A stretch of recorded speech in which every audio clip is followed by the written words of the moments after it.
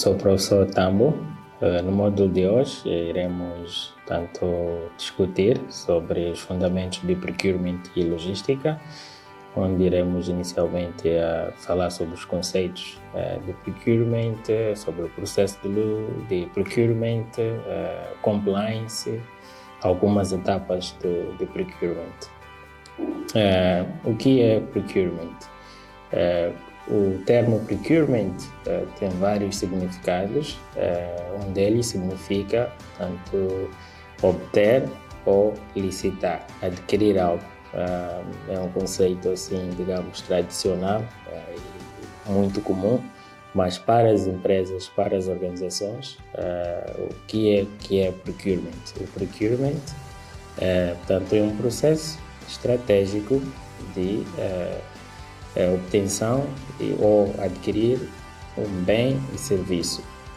Como é que funciona o processo de procurement? Normalmente o processo de procurement surge através de uma necessidade, em que, por exemplo, a organização ou a empresa pretende adquirir certo bem para alguma atividade, algum projeto. Daí que há essa necessidade de adquirir este bem. Mas o procurement não é necessariamente a compra. A compra é parte integrante do processo de procurement. O processo de procurement é mais complexo, envolve pesquisa do mercado, pesquisa de tanto preços, potenciais fornecedores, criação de base de dados de fornecedores, o sourcing, os acordos. Já a compra é o ato de adquirir um certo bem ou um serviço. Portanto, a compra efetivamente acontece quando o processo de procurement já foi feito, já foram estabelecidas normas e procedimentos de aquisição, que é o compliance, que tanto iremos discutir mais à frente, e tanto nesta fase já é possível adquirir ou executar a compra, porque as normas já foram estabelecidas. Como é que o departamento de procurement vai fazer as compras, quais são os procedimentos, quais são os critérios de aquisição de um bem ou algum serviço. Portanto, é importante aqui também mencionar que existem algumas etapas do processo de procurement. Normalmente, depois da empresa ou organização, tanto ter o plano de procurement ou plano de procura, assim digamos, bem falado. Neste plano já existe lá a quantificação dos itens, dos bens que a empresa irá tanto precisar durante um certo período, digamos, em 6 meses, por exemplo, durante o ano.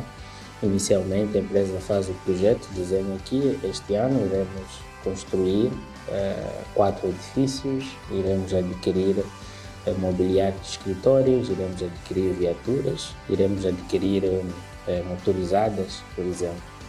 Portanto, tendo este plano de procura aprovado, tendo o orçamento, quer dizer, o cabimento orçamental disponível, é submetido esse plano,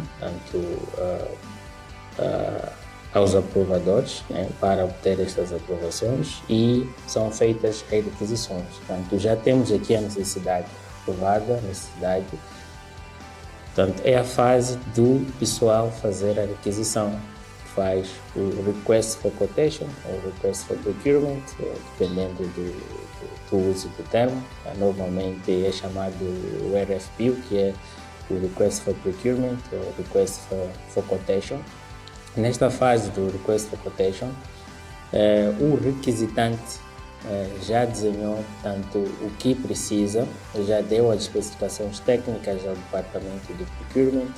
Quando submete a requisição vem com todas as informações necessárias para tanto o pessoal do setor de procurement possa desenhar os termos de referências que respondam tanto à necessidade do requisitante.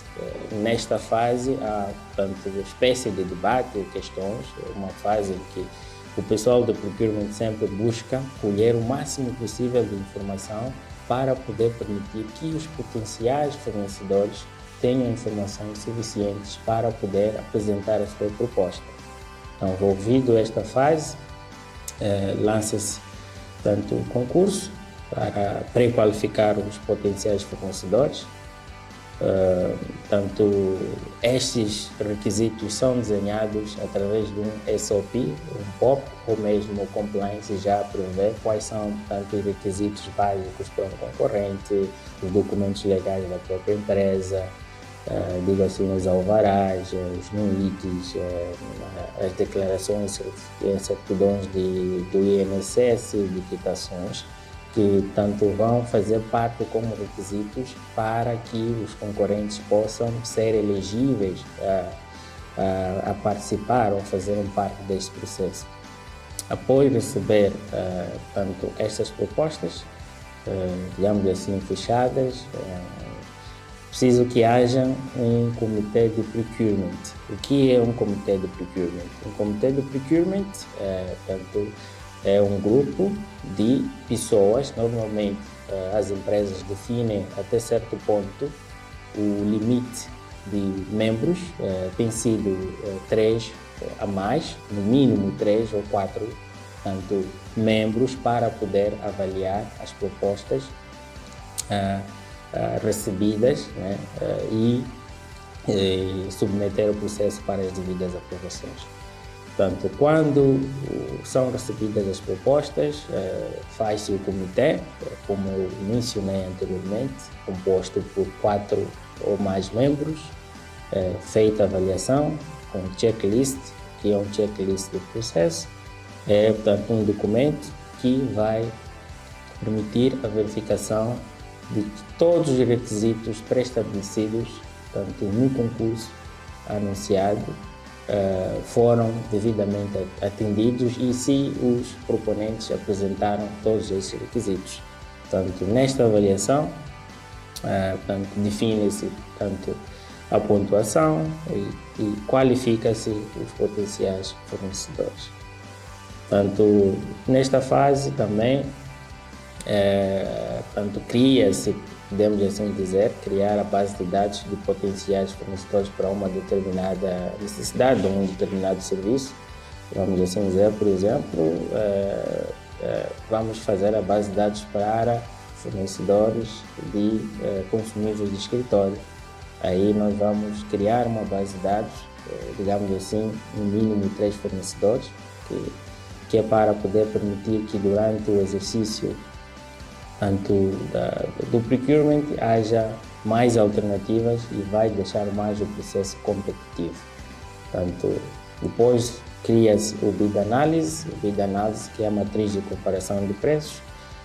Normalmente deve ter no mínimo tanto 3 fornecedores, dependendo do critério ou do compliance ou o nível da aprovação, o valor máximo para exigir 3 cotações. Então, nesta fase leva-nos a falar obrigatoriamente do compliance e do SOP, que são as normas e procedimentos operacionais da área do procurement. O que é isso? Isto são políticas, são procedimentos que definem a aquisição de um bem ou serviço. Digamos assim, nesta fase estabelece-se os limites de tanto obtenção de uma cotação, quando é que um processo é aprovado apenas com uma cotação, quando é que um processo deve ter mais de uma cotação e aí em diante. Portanto, normalmente as organizações e as empresas definem um certo limite, vamos lá assim dizer, 10 mil meticais. Um processo de 10 mil meticais não exige 3 cotações, mas este procedimento é definido pelas normas e políticas internas e o próprio compliance. Como eu disse, o compliance é o conjunto de regras, o conjunto de procedimentos que regem um determinado setor dentro de uma empresa ou dentro da organização. Portanto, num processo de 20 mil meticais, em que nós, por exemplo, temos apenas um único fornecedor, portanto, é preciso justificar por que razão não tem mais potenciais fornecedores para um processo como este, porque o nosso compliance, o nosso procedimento interno exige com que um processo de até 20 mil meticais tenha 3 cotações. Existem vários motivos para fazer o single source. O single source normalmente acontece em procurements em que não existam tanto potenciais fornecedores de um determinado serviço ou bem, digamos assim, por exemplo, em zonas rurais, onde existem por aí poucos investidores, mas nós queremos um serviço, por exemplo, digamos, impressão, serigrafia. No entanto, só existe um único fornecedor.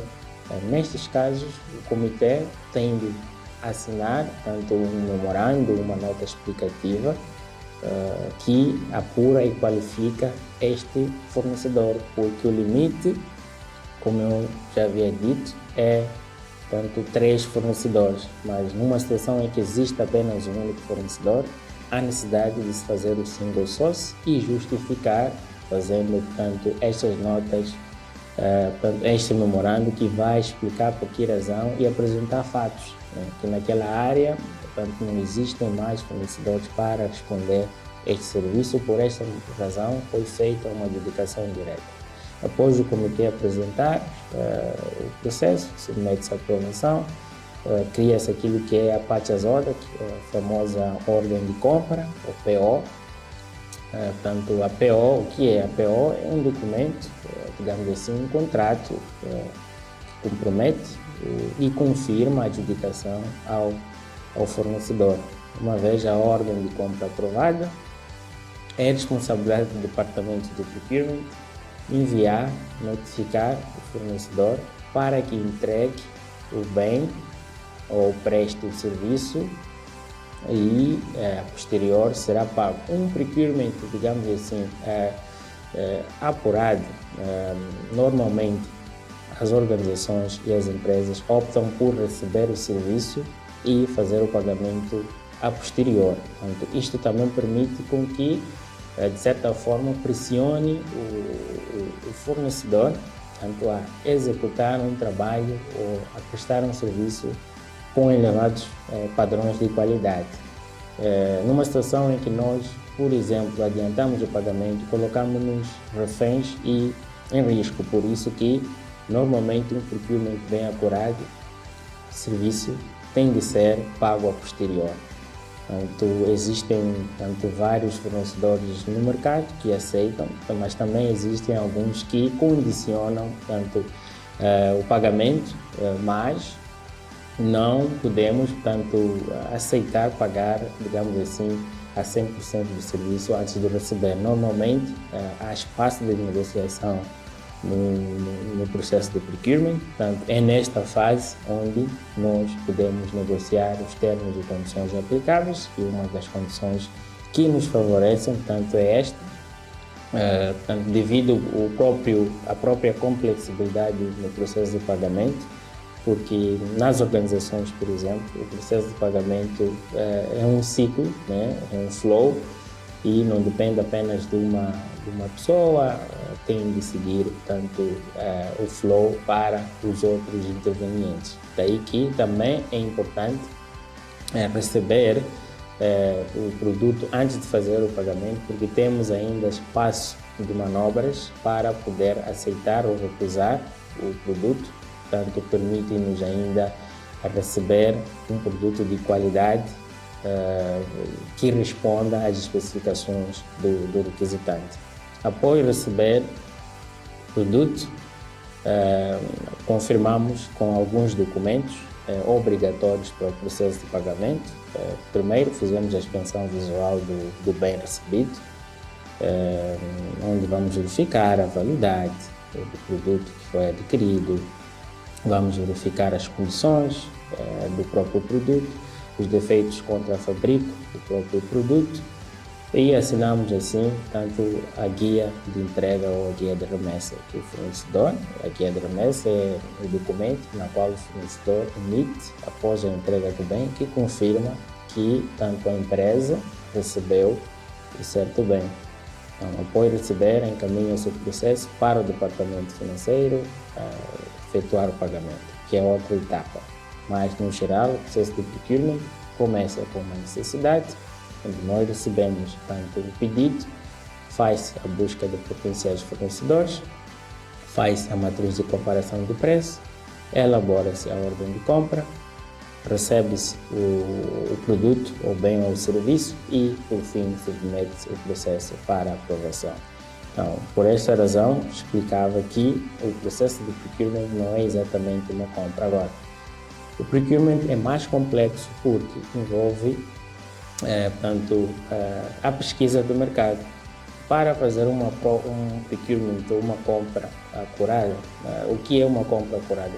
A compra acurada é, adquirir um certo bem ao melhor preço possível, garantindo assim a qualidade. Normalmente, o Comitê de Avaliação de Procurement tem se baseado no preço baixo, que é, digamos assim, o critério da adjudicação. No entanto, existem outros critérios que eu preciso considerar: o tempo, que é o lead time, preciso considerar tanto a qualidade do produto e, por fim, o preço. Infelizmente, tem-se optado bastante no preço baixo por algumas vezes, mas, no entanto, é preciso também considerar esses aspectos, que é para poder garantir, portanto, o procurement com qualidade. Não podemos apenas basear-nos no preço, né? É um fator importante, mas a qualidade do produto, do serviço, também é um fator, e o próprio tempo. Se, por exemplo, um fornecedor oferece um produto a um preço baixo, mas o tempo não permite tanto a resposta satisfatória da necessidade naquele período, é a alternativa fiável recorrer a um outro provedor ou outro fornecedor que ofereça o preço mais alto. Daí que os critérios de adjudicação não podem apenas limitar-se no preço. Existem também alguns fatores que eu fiz menção que devem ser levados em conta e em consideração para que a gente possa ter um procurement, digamos assim, acurado, que responda e satisfaça a necessidade do requisitante. No processo de procurement, também é importante tanto verificar o histórico do próprio fornecedor, que esta é uma das fases, uma das estratégias do próprio procurement, que é tanto analisar o mercado primeiro. Na análise do mercado, nós fazemos aquilo que é a abordagem de verificação de potenciais fornecedores, para que não possamos tanto envolver-se com fornecedores, digamos assim, sem capacidade para responder à nossa demanda, sem capacidade para responder à nossa necessidade, e também para evitar envolver-se com fornecedores que, digamos assim, têm um histórico não muito bom, um histórico, está em blacklist em várias empresas, em várias organizações. Isto irá comprometer tanto o desempenho da nossa empresa, o desempenho do nosso programa. Daí que é importante fazer esse vetting, né, para verificar a legalidade da própria empresa. Não podemos trabalhar com empresas, digamos assim, não legalizadas. Preciso também que faça esse trabalho para apurar, tanto evitar trabalhar com empresas, digamos assim, fantasmas, né, que não tenham um estabelecimento físico. Daí que também no processo de pré-qualificação o comitê faz esse trabalho de verificação do background check dos próprios fornecedores. Uma vez apurado a lista de potenciais fornecedores, visitam para poder averiguar e também procurar históricos, procurar referências de outros parceiros, outras empresas com quem já trabalharam, outras organizações com quem já trabalharam, para, portanto, evitar celebrar contratos com empresas não legais, empresas fantasmas, que poderão, portanto, fragilizar o nosso processo e comprometer, tanto o processo normal de aquisição na empresa ou na organização. Também no processo de procurement, antes de iniciar o procurement, existe aquilo que é, portanto, o plano de compra ou plano de aquisição. Eu trago aqui duas abordagens, um plano para uma empresa e um plano para uma organização, digamos assim, de desenvolvimento ou de uma ação social. Plano de procurement ou plano de compras da organização normalmente é feita no início do ano, onde é chamado wishlist, é o plano, portanto, digamos assim, financeiro, né, de aquisição de bens e serviços. Este plano, tanto permite com que o departamento de procurement em si só saiba calendarizar e saiba, portanto, responder às necessidades do programa ou da empresa a tempo, dentro do prazo. Por que é importante que o plano de procura seja partilhado com o departamento de procura? Para evitar, primeiro, compras urgentes, compras fora do prazo, e para não comprometer as atividades tanto do programa, do projeto ou da empresa. Porque se já existe um plano de aquisição bem elaborado e já foi partilhado com tanto o departamento de procura, existe aquilo que é a calendarização das compras. Podemos assim fazer as compras semestrais, as compras trimestrais e as compras anuais, dependendo, portanto, do próprio bem ou serviço. E isto também permite com que o processo de procurement ganhe tempo, seja lançado a tempo e que decora de forma normal. Numa situação em que nós já sabemos o que vai acontecer daqui a 3 meses, é muito mais fácil que o departamento de procurement prepare, tanto tudo o que é necessário para poder lançar um certo concurso. E quanto mais tempo o departamento de procurement tiver para preparar e esclarecer tanto os fornecedores ou preparando um documento mais esclarecedor, um termo de referência mais esclarecedor, é melhor, porque é mais fácil, com que os potenciais fornecedores entendam quais são tanto as exigências ou qual é a necessidade, o que exatamente a empresa precisa, e daí que vai submeter a resposta a tempo e o processo vai ser fechado. Também o próprio plano de compras, além de permitir com que digamos assim, as compras sejam feitas a tempo, permitem também com que a execução orçamental planificada seja feita. Não existe, digamos assim, uma coisa menos profissional e mais feia que nós fazermos projeções e não chegarmos, digamos assim, a 50% ao alcance das projeções. É muito complicado com que as empresas estejam, por exemplo, em underspending, digamos assim, repetidamente. Fazer um plano e não executar. Então, a execução, tanto orçamental, está interligada também ao departamento de procurement, porque é no departamento de procurement onde, tanto, vai fazer-se a execução daquilo que é a compra do bem e serviço. Ao elaborar-se o plano de aquisição, já existe lá qual é o serviço necessário para o programa ou para a empresa, e é responsabilidade, portanto, é papel do departamento de procurement executar isto, havendo cabimento orçamental e não havendo também, é possível ainda fazer, portanto, algumas realocações do próprio budget.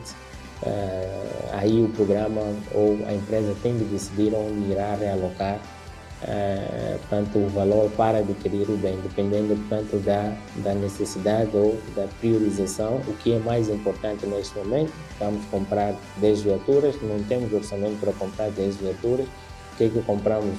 Uma viatura, digamos assim, 4x4, ou reduzimos para mais 10 viaturas, digamos assim, não 4x4, mas que possa responder à necessidade do programa. Daí que é também importante o plano de aquisição para poder permitir a execução do orçamento dentro do prazo. Para as organizações em específico, o underspend não é visto assim de forma simples, porque tanto é um red flag. É um red flag porque, como sabem, as organizações funcionam com doações e não executar um orçamento previsto significa tanto, digamos assim, uma má planificação, não havia necessidade daquele orçamento ou daquele item que foi orçado, daí que é preciso tanto fazer orçamentos realísticos e partilhar a tempo o plano de cultura, como eu bem disse, para o departamento do procurement. Olhando para as estratégias do procurement, uma das estratégias do procurement é a análise de mercado, fiz menção. A outra estratégia é tanto implementar a gestão de risco. Em todas as áreas existem vários riscos. A área de procurement em si só também já é uma área suscetível ao risco devido tanto esta interação, esta partilha, né, digamos assim, de informações, interação com fornecedores, envolver partes terceiras. A área de procurement está sujeita a riscos e uma das formas de evitar esse risco é criar este comitê de procurement. O comitê de procurement também serve para prever estes riscos e detectar possíveis erros, possíveis fraudes. E depois também a outra estratégia é a segregação de funções. Não se pode tanto monopolizar o processo de procurement. É preciso que hajam outras partes intervenientes no processo, que é para permitir que o processo de procurement seja tanto o mais apurado e mais transparente possível. Não pode ser apenas uma pessoa a tanto emitir o pedido de cotação, a preparar tanto a matriz de comparação de preço, a negociar com o fornecedor e a emitir tanto a ordem de serviço ou a ordem de compra. Portanto, todo este poder centralizado por uma pessoa permite com que a pessoa crie manobras e mude totalmente o processo, criando assim tanto fraudes, né, no próprio processo, beneficiando certos fornecedores, o que tanto torna insustentável o processo de procurement na empresa, na organização. Daí que é importante que haja um comitê, digamos assim, um comitê transparente, um comitê imparcial que vai qualificar e vai avaliar as propostas e qualificar o melhor fornecedor que apresenta a melhor proposta, a melhor qualidade, o melhor tempo possível para fazer a entrega do produto ou do bem e serviço.